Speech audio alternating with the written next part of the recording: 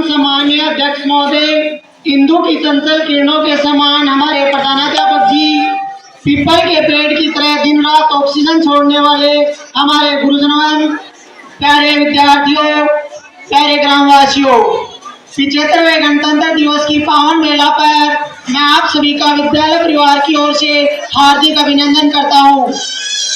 मना रहे गणतंत्र हमारा है ये दिवस कुछ खास, मिटे दिलों की दूरियां और बड़े विश्वास, भाईचारा बढ़े हमेशा, मिटे ये भ्रष्टाचार, आप हमारे यहाँ पधारे हम करते हैं आभार। आज ही के दिन 1950 में हमारे देश का संविधान लागू हुआ था। हमारे देश का संविधान विश्व का सबसे बड़ा और लिखित संविधान है, जिसे 2 वर्ष 11 माह 18 दिन की अथक मेहनत से विभिन्न देशों की संविधानों की सहायता से निर्मित किया गया।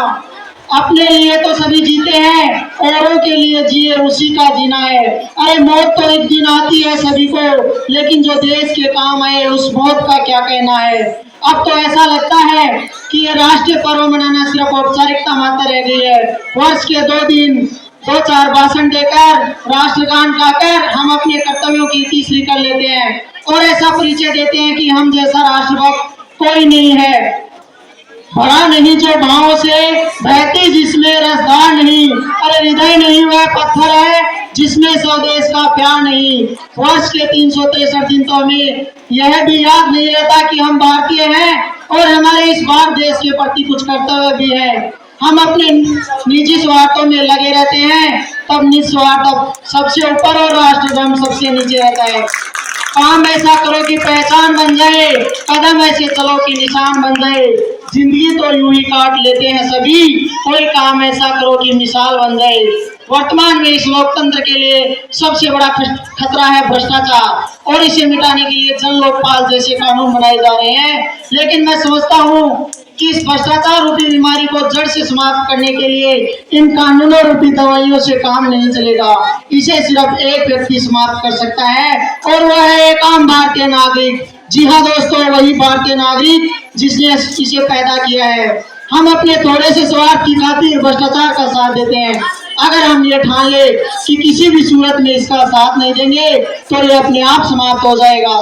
तूफान कितना भी हो हाथ उठाए रखना, दलदल कितना भी हो पैर जमाए रखना। कौन कहता है छलनी में पानी नहीं रुकता, बर्फ के जमने तक हाथ लगाए रखना, बर्फ के जमने तक हाथ लगाए रखना।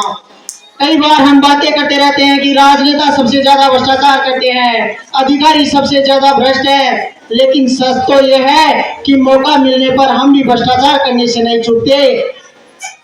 बस फर्क इतना सा है कि हमें भ्रष्टाचार करने के छोटे मौके मिलते हैं और उन्हें बड़े, लेकिन भ्रष्टाचार तो भ्रष्टाचार ही है। जैसे हम बस में यात्रा कर रहे हैं और कंडक्टर से कहते हैं 1 रुपया कम ले लो, टिकट मत देना। अतः ये क्या है, अतः सोचो और छोटी छोटी चीजों पर ध्यान दो, क्योंकि हर बड़ी क्रांति की शुरुआत छोटी छोटी चीजों से ही होती है। लगा सको तो बाग लगाओ, आग लगाना मत सीखो, दिखा सको तो राह दिखाओ, पथ भटकाना मत सीखो। बन न सको भगवान अगर तुम, कम से कम इंसान बनो, जो धाराओं को मोड़ सके ऐसा तुम तूफान बनो। इसी आशा और विश्वास के साथ